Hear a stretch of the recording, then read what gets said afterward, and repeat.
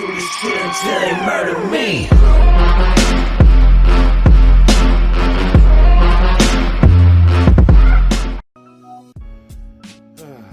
Alright, welcome back everyone. I wanted to do something, first of all, excuse my voice, I have a hoarse throat, and it's not a cold or anything, it's just gotten a little weird, and it's gotten a little cranky sounding, but anyways, I am replacing the fuel pump on my buddy's car, and I wanted to go over some of the stuff that's involved in doing that. So, in order to give me access to that, to all this stuff behind here, I removed the intake manifold. Just because, one, it's easy to do, it doesn't have any coolant running through it, so I don't have to drain any of that. And I wanted to tell you guys what exactly you need to remove. So, again, you don't need to remove the stuff that this is just for ease of access for me. This is easier done without the motor in the car, so if you're planning on using the stock tank, do this before you install anything. Drop the tank, that way it's easier to get to all these hoses, etc., etc. Anyways, these are the heater hoses. Like I said, don't need to remove them, but you know, you can. This is, actually, let me get this to there, brighten it up a little bit. You need to remove this hose, which, as you can see, I've already done. It's a 10AN line. As you can see, this is a little, from factory, it's braided. But you can just replace this with another 10AN. Just because this is so old, I'm going to replace this anyway because I have a lot of 10AN stainless line. And you need to remove this big filler hose. Now, as you can see here, I don't know if you can tell, but I've sprayed a lot of like silicone lubricant inside these crevices to get this stuff to move a lot easier, and it did help. So this will come a lot. This is bolted to the firewall here on the back. I'm not sure why my camera's going crazy there, but so you can you just have to undo, as you can see right where my finger's pointing. There are lines behind this. There's a few. I don't know if I can get my camera down there. Right there. I don't know if you can see that. Right there. You can undo that line, and then you have to undo the main fuel feed, which is right there, that silver fitting. Normally that's just a regular hose clamp, but since my buddy converted to AN, that is a slip-on AN crimp style fitting. That silver one right there. Disconnect that line, disconnect this braided line, disconnect the main fuel hose, and you have a few other vent hoses down there that you need to remove, and then you just have to do the rest of it from under the car. Now, let me show you what you need to disconnect inside the cabin. And yes, I have it all taped up so I don't scratch my, ooh, it's weird. So I don't scratch my buddy's car. Anyways, so inside the cabin, take off the shifter, and you need to take off all this stuff here. You need to take off the cover, the interior cover here, the shifter, all that stuff needs to come out so you can get to this. This is the fuel pump wiring. So what you do there, you just unbolt these two there's two little 10mm cover fittings there, are bolts there. Take that cover off, unhook these two connectors. It's this one and this one in the back there, that white one. I don't know why my light is being weird. This is power, and this one over here is the signal for the sender.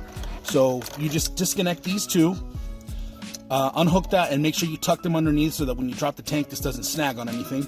Once that's done, you're done up here. You don't have to do anything else.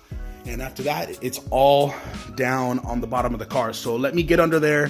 Let me start to work on that, and I'll show you guys what's up.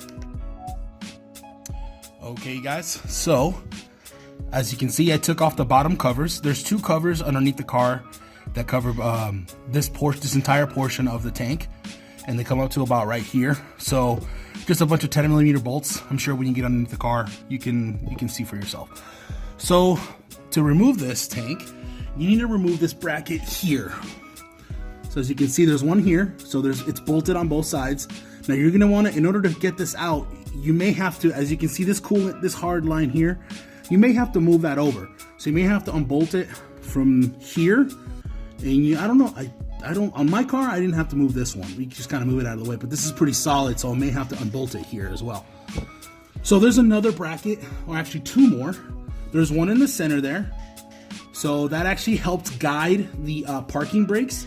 And I would slide under more, but I'm a big guy, and even though I have this high off the ground, it's not really working with me. So So you remove this bracket, that center one there, and in the very front, I'll have a picture for you guys. I'll post it up here. Is the emergency brake, parking brake bracket. So that's where all that ties into and all the lines meet up at. So you want to, there's 4 bolts to that. Oops, sorry about that. So there's 4 bolts to that and 2 bolts for that other bracket. And as soon as those are out, the tank can kind of come wiggle its way out. Nothing else holds it in place. It isn't bolted in place. It's just kind of wedged in there. So, but like I said, you may have to move some stuff out of the way to get it to drop out. This is the perfect time to drain it of any fluids. As you can see here in the center, you have that drain plug. It's a 3/8. Just stick a ratchet in there and loosen it up, and away you go.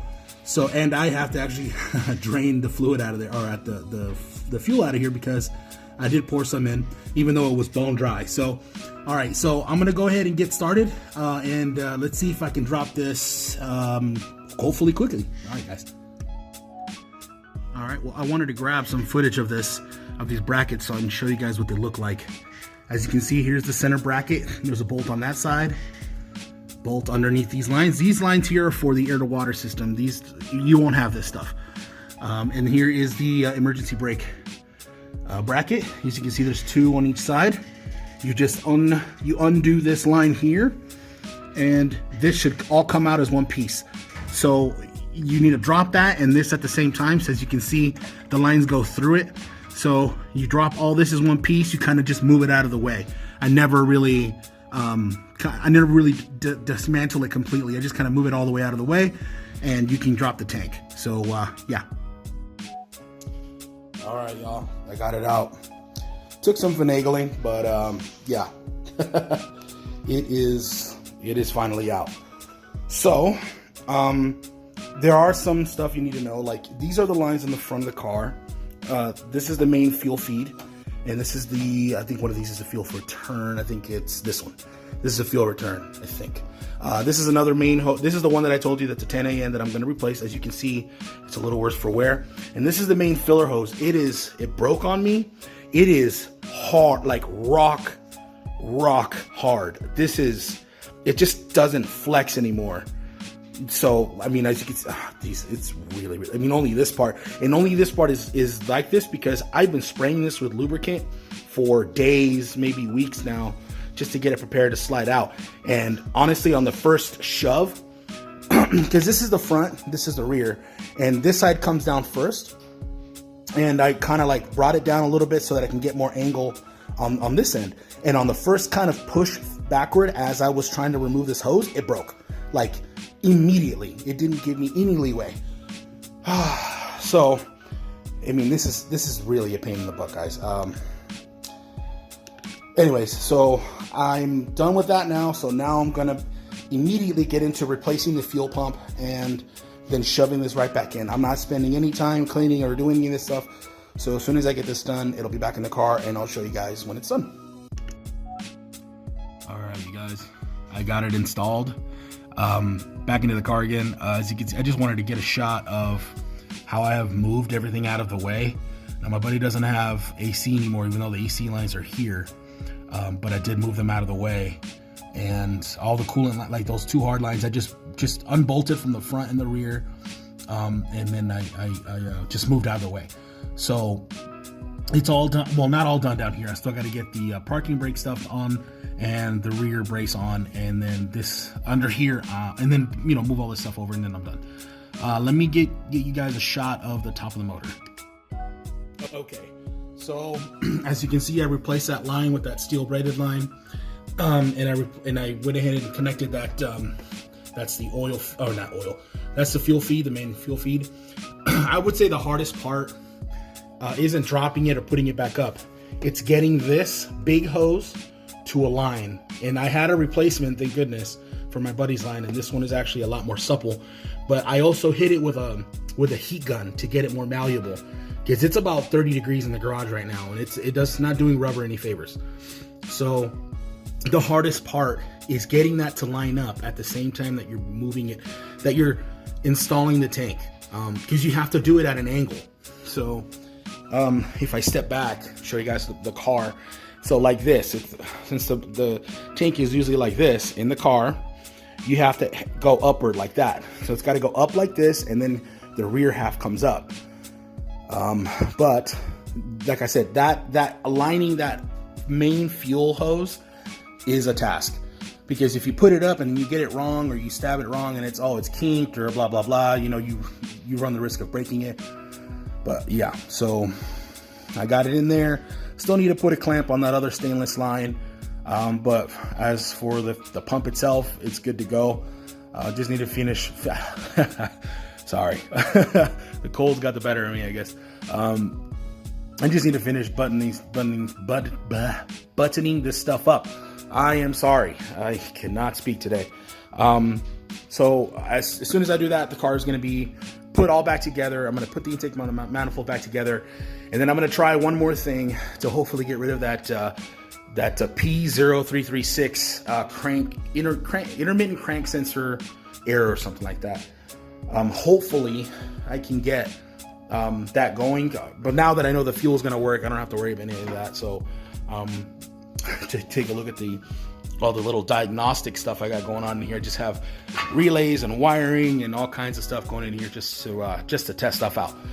So with that being said, guys, I know I didn't really do like a big how-to. I wanted to get more footage from underneath the car, but there was a lot of cursing, a lot of moving in and out of what I thought was going to be a good frame or a good picture for the car underneath the car. It just wasn't working. So, I mean, maybe one of my other cars I might do it, but to be honest, I don't ever want to do one of these again on the ground. I mean, seriously, look at this.